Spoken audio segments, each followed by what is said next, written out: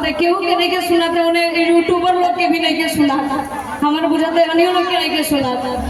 तब पर खंड होया जिला आलवाला सहिला लागत कि ई गांव छोड़ा के बाकी आरा के सारा गांव वालों से गिला ई गांव से लेके गिला कि हने आवेगा कि होठ बंदहार जैसे भोर के किरनिया और अखियों में प्यार के समाया दुनिया कि बिंदिया बुझाना इसे जैसे चांद सजोले मारे बिंदिया बुझाना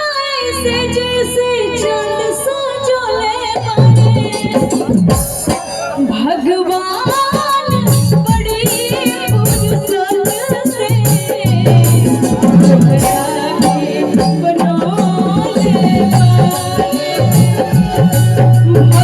भगवान बड़ी